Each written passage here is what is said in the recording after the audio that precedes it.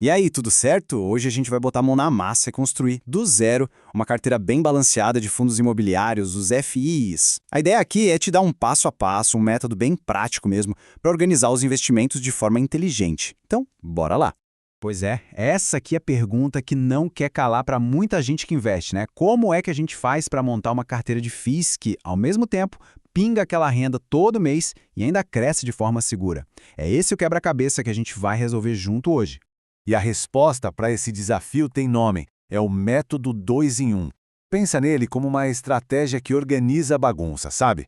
Ele basicamente divide o mundo dos FIIs em 3 caixinhas bem claras: risco, oportunidade e ancoragem. Com isso, montar a carteira fica, nossa, muito mais lógico e inteligente. Bom, e esse aqui é o nosso mapa da mina. Primeiro a gente vai entender os pilares da carteira, tipo a fundação da nossa casa. Depois, vamos aprender a garimpar as oportunidades, né? Como achar os tijolos certos. Em seguida, veremos como ler além dos números, ou seja, checar a qualidade desse material. Aí, partimos para a montagem da estrutura ideal. E por fim, claro, a manutenção, para garantir que nossa casa fique de pé e valorize por muito tempo. Então vamos lá, começando pelo começo, pela base de tudo. Vamos mergulhar nesses 3 pilares que são literalmente a fundação de qualquer carteira de FIIs que se preze. Ok, primeiro pilar, os fundos de ancoragem. Pensa neles como o alicerce da casa de investimentos. A gente escolhe esses caras pela segurança, pela estabilidade. O foco aqui não é dar uma porrada e dobrar o capital, não. É ter aquele aluguel pingando na conta todo mês, de forma previsível, com o mínimo de dor de cabeça possível. É o porto seguro da carteira. Beleza, alicerce pronto. Agora vem as paredes, a estrutura principal. São os fundos de oportunidade. Aqui o jogo já começa a ficar um pouco mais interessante. Eles têm um potencial de valorização maior, sabe por quê? Porque eles geralmente têm algum probleminha para resolver. Mas nada de outro mundo. São coisas que uma boa gestão consegue arrumar e quando arruma, o valor do fundo tende a subir. E para fechar os pilares, o telhado, talvez com um painel solar de última geração, os fundos de risco. Aqui a pimenta aumenta, viu? O risco é maior, os desafios são bem mais cabeludos. Mas, se a gestão acertar a mão e resolver esses pepinos, o potencial de porrada para cima, de valorização, é gigantesco. É aqui que pode estar o grande crescimento da carteira. E olha só, essa tabela aqui deixa tudo preto no branco. Fica super claro, né? De um lado, na ancoragem, um P sobre VP perto de 1, buscando estabilidade com risco baixo. No meio, oportunidade, com P sobre VP um pouco mais descontado, mirando um crescimento moderado. E na ponta, o risco, com P sobre VP bem baixo, mas com a promessa de uma valorização forte. E, claro, um risco mais alto. É um cardápio, e a escolha dos ingredientes vai depender da fome de risco de cada um. Muito bem, a gente já entendeu a teoria, as caixinhas de ancoragem, oportunidade e risco, mas a pergunta que fica é, tá, e como eu acho esses fundos na vida real? Onde eles estão? Então, uma maneira, digamos, mais artesanal é fazer uma triagem manual. Dá para usar um site como o Fundamentos, que é de graça. O processo é simples. Você entra lá, baixa a lista de todos os FIIs para uma planilha e aí começa a peneirar. Primeiro, filtra pela liquidez, para não pegar nenhum mico. Depois, cria os filtros de P sobre VP para cada categoria que a gente viu. É um trabalho de garimpo mesmo. Agora, se a sua vida é corrida e não dá para ficar horas em planilha, existem ferramentas que automatizam tudo isso. Elas funcionam como um robozinho que faz essa busca, sabe? Economiza um tempo danado e, de quebra, ainda reduz a chance de cometer algum erro bobo no meio do caminho. Ok, achamos alguns candidatos. Os números parecem bons, mas aqui vai um segredo. Isso é só a ponta do iceberg. O verdadeiro trabalho, aquele que separa os amadores dos profissionais e que de fato gerencia o risco, começa agora, na análise que vai além da planilha. E essa frase do Buffett é perfeita para esse momento. O risco vem de não saber o que você está fazendo. É genial, né? Quanto mais a gente entende sobre o investimento, sobre o que tem ali dentro, menor se torna o risco percebido. É por isso que a gente precisa mergulhar fundo. E onde a gente faz esse mergulho?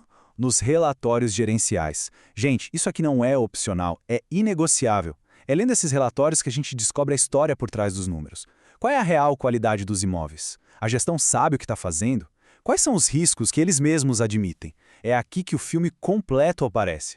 E o recado aqui é bem direto. Ter preguiça nessa hora pode, e geralmente vai, custar muito caro. Às vezes um fundo tá barato por um motivo muito sério. E adivinha onde essa informação está? Exato, escondida lá no meio do relatório. Algumas horas de leitura podem evitar anos de dor de cabeça e prejuízo.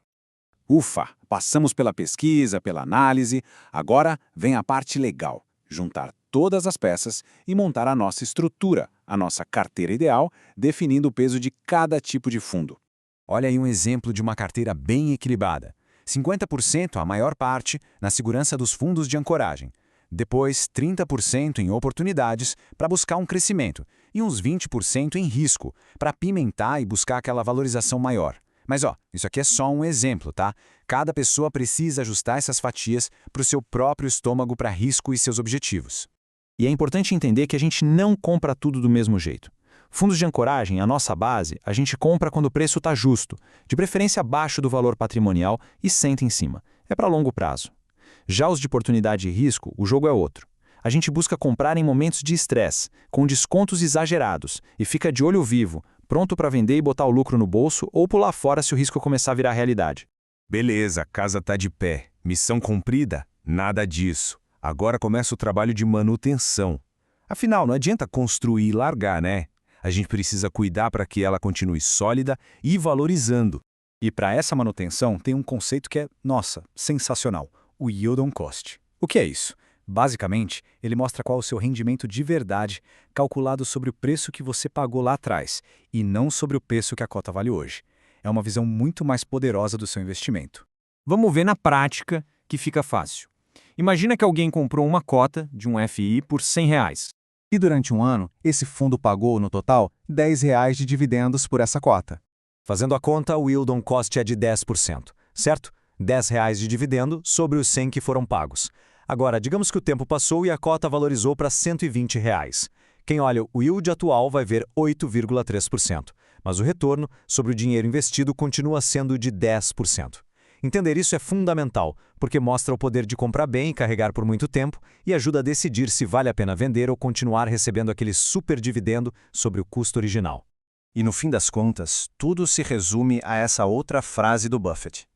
Investir é simples, mas não é fácil. O método que a gente viu aqui, os conceitos, eles são simples, são lógicos. O difícil, o que separa quem tem resultado de quem não tem, é a disciplina de aplicar isso de forma consistente. E isso nos deixa com essa provocação final. O passo a passo está aí, o mapa está na mão, mas o sucesso dele depende totalmente de uma coisa: a disciplina para vencer a preguiça da análise. Então a pergunta que fica no ar é, no dia a dia de quem investe, quem vai ganhar essa batalha?